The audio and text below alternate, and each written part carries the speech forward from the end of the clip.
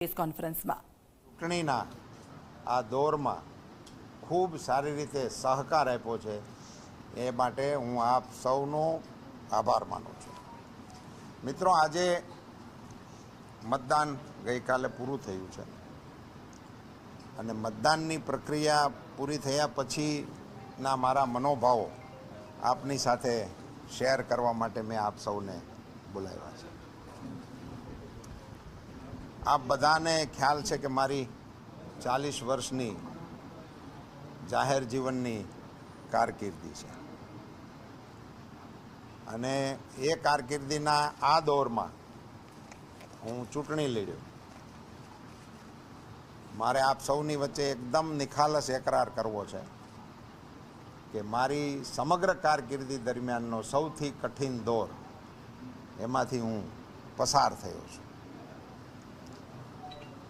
ગઈકાલે ચૂંટણી પૂરી થઈ ગઈ, મતદાન સારી રીતે થયું, ઉત્સાહપૂર્વક વાતાવરણની અંદર થયું અને સૌથી સારા સમાચાર તરીકે હું જેને મૂલવું છું એ સંપૂર્ણ શાંતિપૂર્વક થયું. એ ઘટનાને કારણે હું અત્યારે આપ સૌની વચ્ચે મારી લાગણીઓ શેર કરવા માટે આવ્યો છું.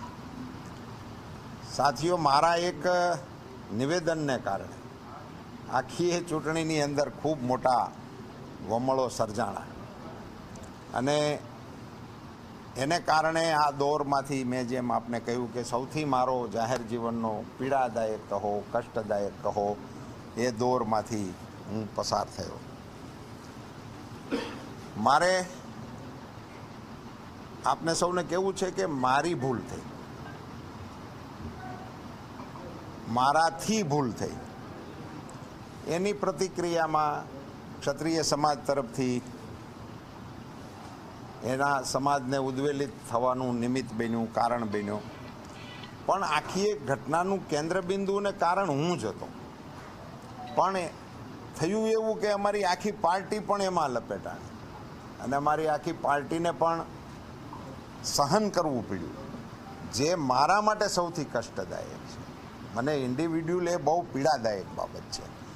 સામાન્ય સંજોગોમાં મારા વક્તવ્યો એ મારી પાર્ટી માટે એસેટ હતા, મારી પાર્ટી માટે એ પ્રોત્સાહક રહેતા હોય.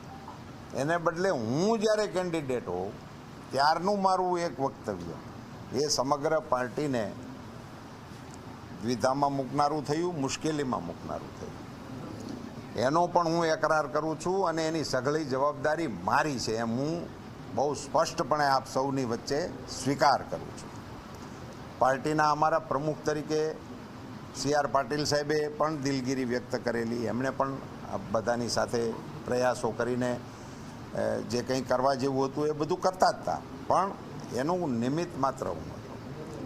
મારે આપ સૌને એ કહેવું છે કે હવે હું માણસ છું, તો માણસ માત્ર ભૂલને પાત્ર. અને મેં તો તે વખતે પણ સહજથી જેવી ક્ષત્રિય સમાજમાંથી હજી તો યુનાઇટેડ વેમાંય નહોતું અને 1 to 1 જે લોકોના મને ફોનો આવતા હતા, તરત જ મેં તો કહ્યું હતું, કારણ કે મારા મનમાં કશું હતું નહીં એટલે મેં દિલગીરી વ્યક્ત કરી દીધી હતી, માફી માગી લીધી હતી અને આગળ જતાં સમાજની વચ્ચે જઈને પણ મેં, અને એ વખતે પણ આપ બધા સાક્ષી હતા અને તે વખતે પણ મેં માફી માગી હતી. હવે જ્યારે મતદાનની પ્રક્રિયા પૂરી થઈ છે અને હવે મતવાળો વિષય કાંઈ છે નહીં, હવે રાજનીતિવાળો વિષય પણ જે છે નહીં, કારણ કે ચૂંટણી હોય ને એટલે પછી બધું એમાં અંદર આવી શકે એ આપણને બધાને ખ્યાલ છે. એટલે એમાંય હું તો કંઈ બહુ જવાના મતનો છું નહીં. હવે હું પરસોત્તમ રૂપાલા, ભારતીય જનતા પાર્ટીનો કાર્યકર્તા અને જાહેર જીવનનો એક કાર્યકર્તા તરીકે ક્ષત્રિય સમાજના જે લોકોની લાગણી દુભાણી હતી અને મેં ત્યારે માફી માંગી હતી, એનો એક ભાવાર્થ એવો પણ નીકળતો હોય કે ભાઈ હવે ચૂંટણી છે તો ફરજિયાત છે કે આવું કંઈક કરીને એમાંથી રસ્તો કાઢવા માટેનો પ્રયાસ કરે અને એ પણ સ્વાભાવિક છે. આજે હું નમ્રતાપૂર્વક માફી માગું છું, સમગ્ર ક્ષત્રિય સમાજની માફી માગું છું ક્ષત્રિય સમાજની અમારી માતૃશક્તિને પણ વિનંતી કરું છું અને ક્ષત્રિય સમાજને કહું છું કે ઔદાર્ય એ ક્ષત્રિય સમાજનું ભૂષણ છે. હવે આજે રાજનીતિ પ્રેરિત આ મારું નિવેદન નથી. હું આપ સૌને કહેવા માગું છું કે આપણા દેશના વડાપ્રધાન અને વિશ્વની ઉમ્મીદ એવા આદરણીય નરેન્દ્રભાઈ મોદી સાહેબને પણ આ ઘટનાને કારણે સાંભળવું પડ્યું છે. એમને પણ નાનું મોટું કશું પણ એમને જે થયું હશે એ પણ મારા માટે અત્યંત પીડાદાયક અને કષ્ટદાયક વિષય છે.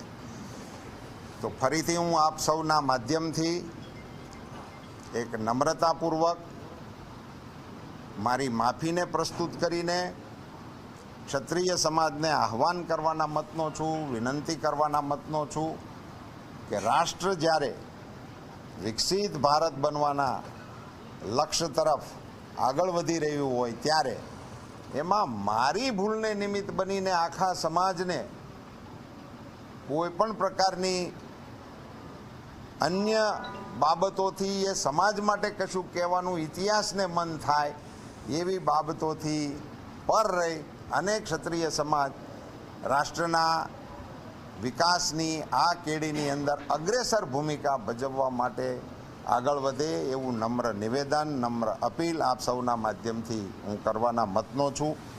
સાથે સાથે મારી આ ભૂલને કારણે સર્જાયેલા વમળોથી અમારા કેટલાક સાથીદારોને પણ સહન કરવાનું આવ્યું છે. તો હું આપ સૌની સામે એમના માટે પણ મારી દિલગીરી પણ વ્યક્ત કરું છું અને એમની પણ ક્ષમા ચાહું છું. આપ સૌને મારો નમ્ર અનુરોધ છે કે આપ સૌએ આ મારા કઠિન દોરની અંદર જે પ્રકારે મને સાથ અને સહકાર આપ્યો છે હું એની પ્રશંસા કરું છું.